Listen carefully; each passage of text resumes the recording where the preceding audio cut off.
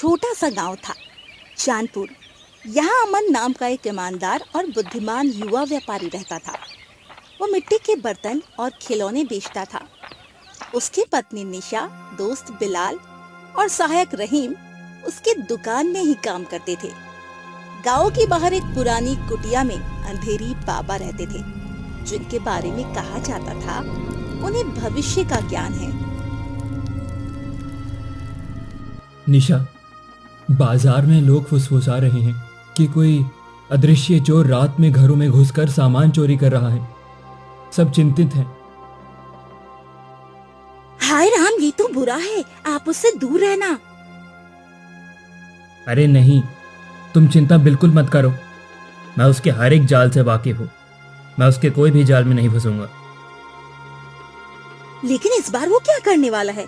लोग इतने परेशान क्यों हैं? वो अपनी अदृश्य शक्ति का फायदा उठाकर एक नई चाल चलने वाला है। अमन, मैंने सुना है चोर ने कई घरों से आभूषण और पैसे चुराए हैं। पुलिस भी उसे पकड़ नहीं पा रही है। हमारा क्या होगा?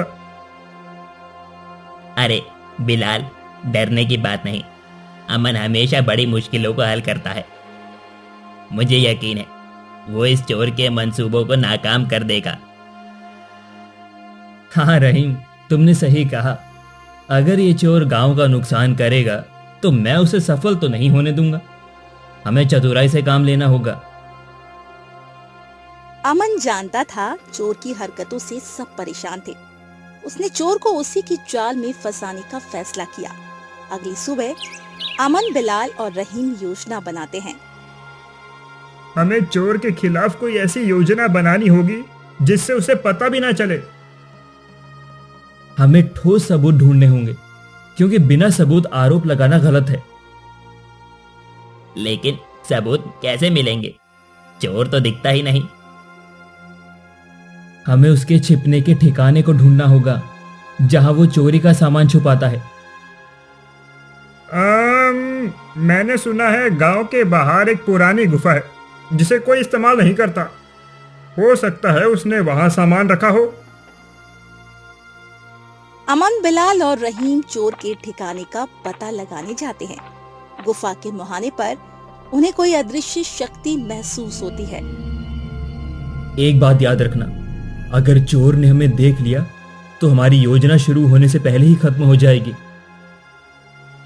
अमन, वो तो दिखता ही नहीं, हम उसे कैसे रोकेंगे? अमन, क्या हम रात में आए?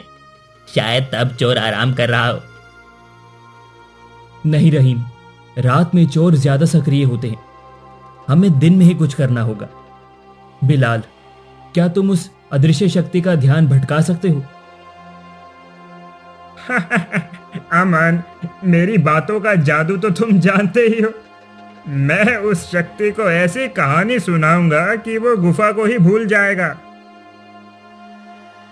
बिलाल गुफा के मुहाने पर जाकर जोर जोर से बातें करने लगता है, जैसे कोई बड़ा खजाना कहीं और छिपा है। उसकी बातों से अदृश्य शक्ति भ्रमित हो जाती है और कुछ देर के लिए गुफा से हट जाती है। इसी मौके का फायदा उठाकर अमन और रहीम गुफा में दाखिल हो जाते हैं। उन्हें वहां बहुत सारा चोरी का सामान दिखता है। अमन, ये गुफा तो चोरी के सामान से भरी पड़ी है। रहीम, ये वही सामान है जो चोर ने चुराया है, लेकिन मुझे कुछ और चाहिए। कोई कागज या निशानी जिससे चोर की पहचान हो सके। अमन, अगर हम पकड़े गए तो क्या चोर हमें अदृश्य होकर मार देगा? वो क्या मारेगा? सजा तो उसे मिलनी चाहिए। बिलाल, डरने की जरूरत नहीं है। हमें बस जल्दी करनी होगी। तुम उस पुराने संदूक को देखो, शायद उसमें कुछ हो। अमन और रहीम गुफा में कागज ढूंढने लगते हैं। तभी उन्हें एक पुराना संदूक मिलता है। अमन संदूक खोलता है। उसमें उन्हें कुछ पुराने कपड़े, एक जड़ी बूटी और एक पहचान पत्र मिलता है, जिससे चोर की पहचान होती है। उसी वक्त अमन को गुफा का दरवाजा खुलने की आवाज आती है। अदृश्य चोर वापस आ गया था। कौन है वहाँ? मेरे सामान को हाथ लगाने की हिम्मत किसकी है? रहीम, बिलाल, जल्दी पीछे के रास्ते से भागो। अमन, रहीम और बिलाल पहचान पत्र लेकर गुफा के पीछे की रास्ते से भागते हैं। अदृश्य चोर उनका पीछा करता है। क्या बात है, आप तीनों ऐसे भागकर क्यों आए हैं? हम चुपके से उस अदृश्य चोर की गुफा में गए थे और वहां हमने बहुत सारा चोरी का सामान देखा।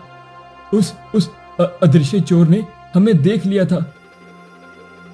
तो आपको ऐसे भागने की क्या जरूरत थी? इससे उसे आप पर और शक हो जाएगा। शक नहीं, उसको अब यकीन हो गया है, क्योंकि हमने चोर की पहचान का कागज चुराया है। हमारे पास अदृश्य चोर के खिलाफ ठोस सबूत है। निशा डर जाती है।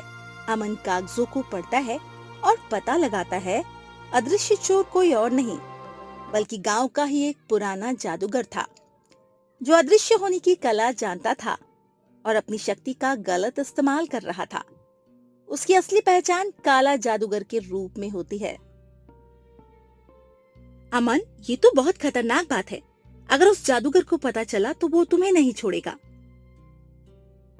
निशा, डर से काम नहीं चलेगा। मैं जानता हूं कि काला जादूगर बहुत शक्तिशाली है।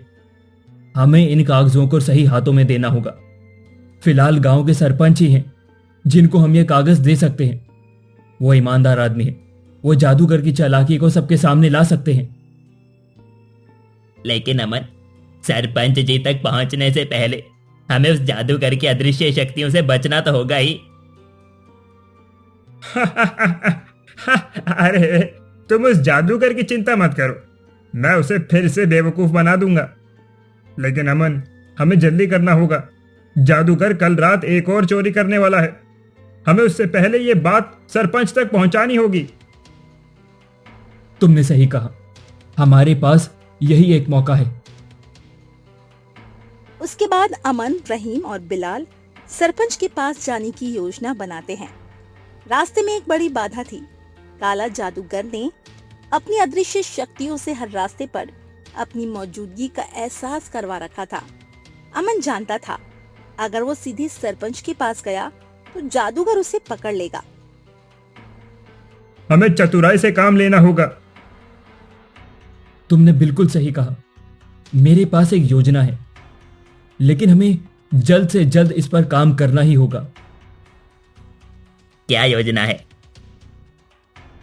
रहीम, तुम और बिलाल गांव में ये अफवाह फैलाओ कि अंधेरी बाबा ने अदृश्य चोर का असली नाम बता दिया है। इससे काला जादूगर को झटका लगेगा और वो अंधेरी बाबा के पास भागेगा। इससे मुझे सरपंच तक पहुंचने के लिए समय मिलेगा।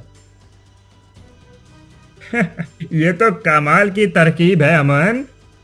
हम जादूगर को उसी के जाल में फंसा देंगे। लेकिन अमन, तुम अकेले सरपंच के पास जाओगे, ये खतरनाक है। मैं भी तुम्हारे साथ चलूंगा। रहीम, मुझे कुछ नहीं होगा। तुम लोग जल्द से जल्द अफवाह फैलाओ, क्योंकि अफवाह फैलाने में थोड़ा समय लगेगा। हमारे पास ज्यादा समय नहीं है। उसके बाद तुम लोग मेरी चिंता मत करो। रहीम और बिलाल बाजार में अफवाह फैलाने निकल पड़ते हैं।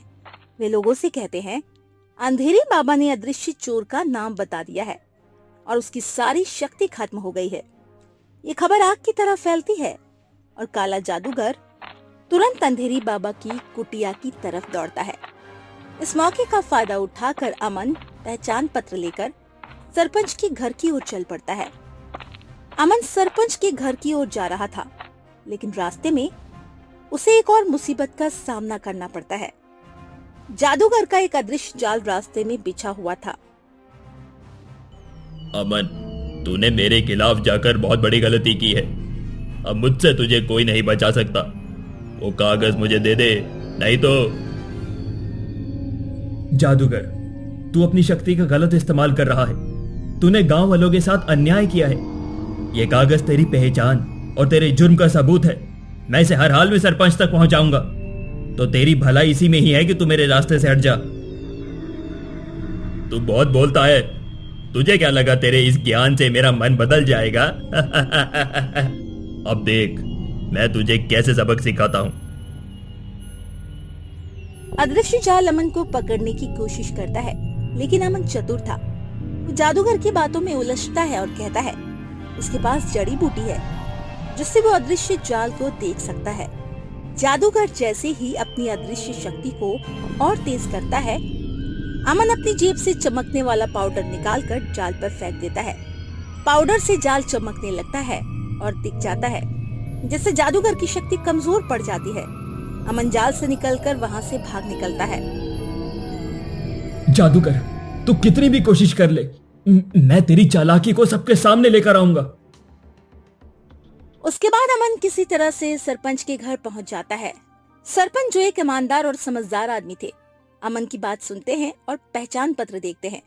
उन्हें काला जादूगर की चालाकी का पता चलता है। वो तुरंत अपने सेवकों को बुलाते हैं और जादूगर को पकड़ने का आदेश देते हैं।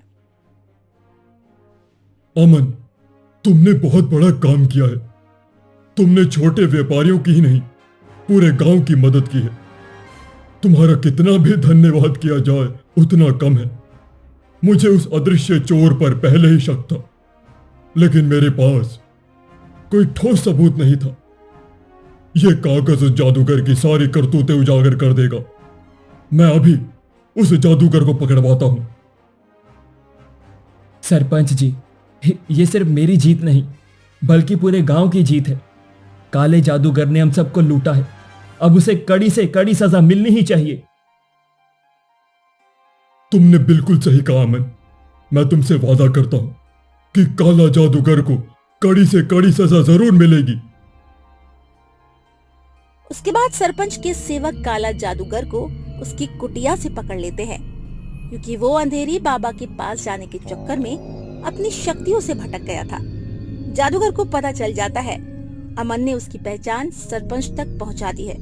वो गुस्से में आग बबूला हो जाता है, लेकिन अब उसके पास कोई रास्ता नहीं होता।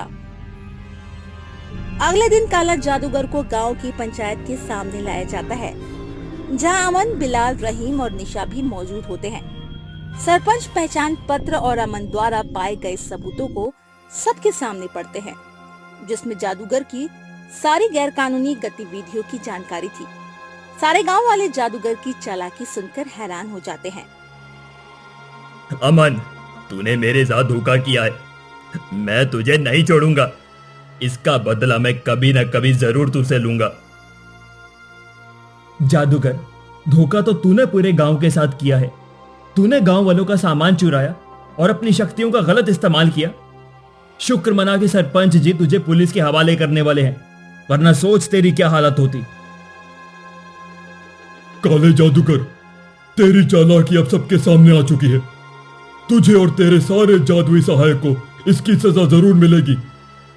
जब तुम लोग जेल से बाहर आओगे, तब तुम लोगों को इस गांव से हमेशा के लिए निकाल दिया जाएगा और तेरा सारा चोरी का सामान गांव वालों में बांट दिया जाएगा। काला जादूगर और उसके जादुई सहायक को पुलिस ले जाती है। उसका सारा चोरी का सामान गांव वालों में बांट दिया जाता है, जिससे सबके घरों में खुशहाली आती है। अमन की चतुराई और हिम्मत की हर जगह तारीफ होने लगती है। अमन, बिलाल और रहीम की एक अलग पहचान बन जाती है। सभी लोग उनकी इज्जत करते हैं।